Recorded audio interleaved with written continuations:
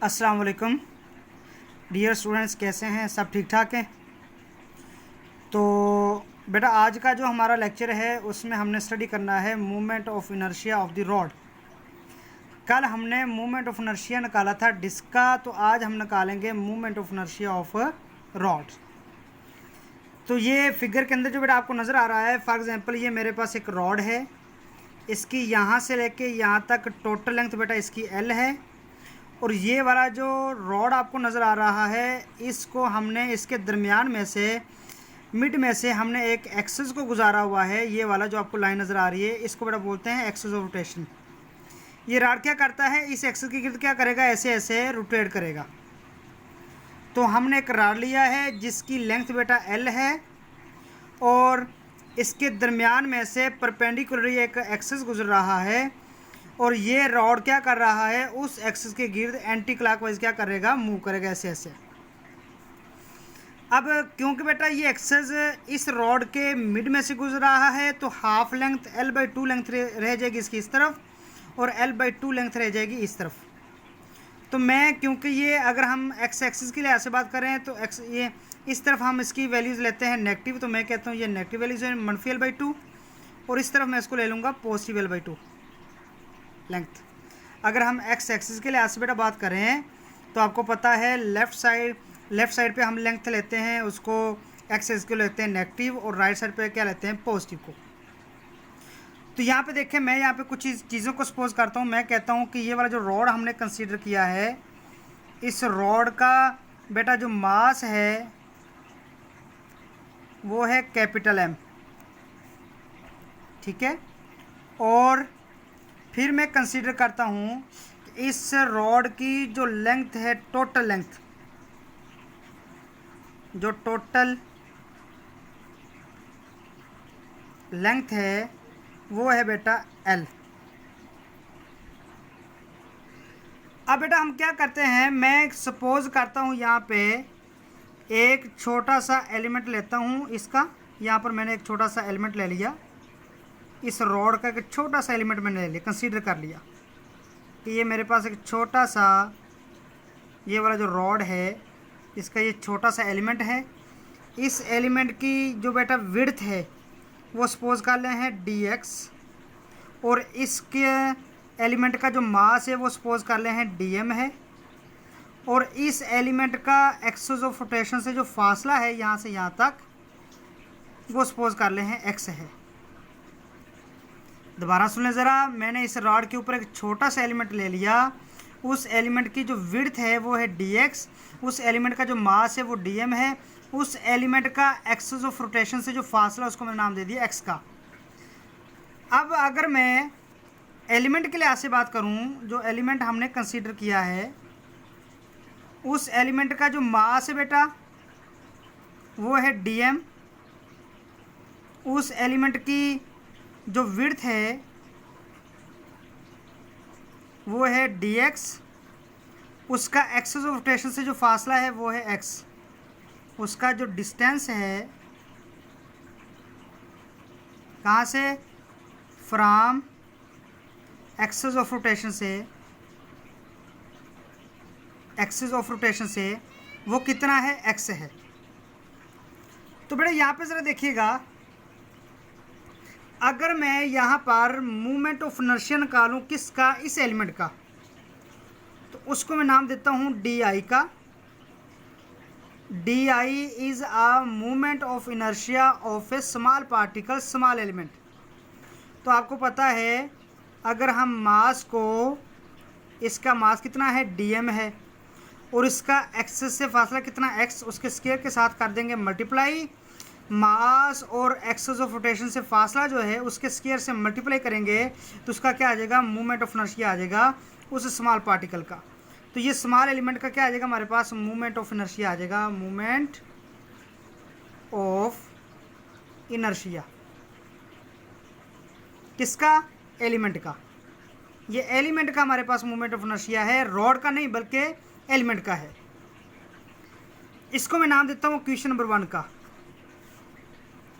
बेटा देखें, अगर मैं एक रेशो निकालूँ मास per unit length of element. अगर मैं एलिमेंट की मास पर यूनिट लेंथ निकालूं तो एलिमेंट का मास है dm ओवर आपके पास क्या आ जाएगा dx। तो dm ओवर dx आपके पास आ जाएगा बेटा, क्या आ जाएगा, मास पर यूनिट लेंथ आ जाएगा आपके पास। क्लियर बात पुत्र यहाँ पर तक भी। और अगर मैं, तो ये हमारे पास आ गया मास पर यूनिट लेंथ आ गया। ये हमारे पास जो छोटा एलिमेंट है, ये वाला छोटा एलिमेंट, इस एलिमेंट का अगर हम मास पर यूनिट लेंथ निकालें तो आपके पास आ जाएगा dm ओवर क्या आ जाएगा आपके पास dx आपके पास आ जाएगा। अब देखिए, अगर मैं, ये एलिमेंट का मास आ गया, अगर मैं टोटल मास निकालूं, टोटल मास निकालूं किसका बेटा, रॉड का, तो वो किसके बराबर होगा, वो होगा, अगर हम मास पर यूनिट लेंथ जो निकाली है एलिमेंट की dm ओवर dx, इसको मल्टीप्लाई कर दें टोटल लेंथ के साथ, l के साथ, तो ये हमारे पास आ जाएगा टोटल मास आ जाएगा, जिसको मैं रिप्रेजेंट करता हूँ कैपिटल M के साथ। क्लियर बात पुत्र ये वाली भी। अब ये हमारे पास आ गया m इज इक्वल टू आ गया dm ओवर dx इंटू क्या आपके पास आ गया l। अगर यहाँ से मैं dm निकालूँ तो dx इधर डिवाइड हो रहा है, दूसरी साइड पे जाएगा तो क्या हो जाएगा मल्टीप्लाई, l यहाँ पर मल्टीप्लाई हो रहा है तो दूसरी साइड पे जाकर क्या हो जाएगा डिवाइड। तो यहाँ से अगर हम dm निकालें तो dm बेटा आपके पास आ जाएगा m dx ओवर आपके पास क्या आ जाएगा l। ये आपके पास आ गया dm की कीमत आपके पास आ गई। देखें dx उधर जाकर हो जाएगा मल्टीप्लाई, l नीचे आकर क्या हो जाएगा डिवाइड, तो dm यहाँ से हमने निकाल लिया। अब इस dm की कीमत क्वेश्चन नंबर 1 के अंदर पुट करो तो आपके पास क्वेश्चन 1 बिकम्स, क्वेश्चन 1 बिकम, आपके पास पहली क्वेश्चन बन जाएगी, क्या बन जाएगी, di is equal to dm की कीमत पुट करो कितनी है m over l into dx, और साथ ये एक्स स्क्वायर क्या आता है मल्टीप्लाई हो जाएगा एक्स स्क्वायर। तो ये आपके पास आ गया m over l into D X into X square आ गया। तो ये आपके पास आ गई इक्वेशन नंबर 2। इक्वेशन नंबर 2 क्या कर रही है बेटा, रिप्रेजेंट कर रही है, ये रिप्रेजेंट कर रही है कि जो डी आई है, ये छोटा एलिमेंट जो हमने कंसीडर किया उसका क्या आ जाएगा, मूवमेंट ऑफ इनर्शिया आ जाएगा। अगर हम टोटल डिस्क का मूवमेंट ऑफ इनर्शिया निकालें तो फिर क्या होगा, तो टोटल अगर रॉड का, अगर हम टोटल रॉड का मूवमेंट ऑफ इनर्शिया निकालें तो वो बेटा कितना आ जाएगा, वो उतना आएगा जब हम क्वेश्चन नंबर 2 को क्या कर देंगे, इंटीग्रेट कर देंगे। तो हमारे पास क्वेश्चन नंबर 2 में रिपीट करने लगा हूँ, हमारे पास क्वेश्चन नंबर 2 जो है वो बेटा छोटे एलिमेंट जो हमने कंसीडर किया है उसका मूवमेंट ऑफ इनर्शिया दे रहा है। हमने निकालना पूरे रॉड का, अगर पूरे रॉड का निकालेंगे तो क्वेश्चन नंबर 2 को क्या कर देंगे, इंटीग्रेट कर देंगे। तो यहाँ पे हम कहेंगे इंटीग्रेटिंग, क्वेश्चन नंबर 2 को क्या कर देंगे, इंटीग्रेट कर देंगे दोनों तरफ।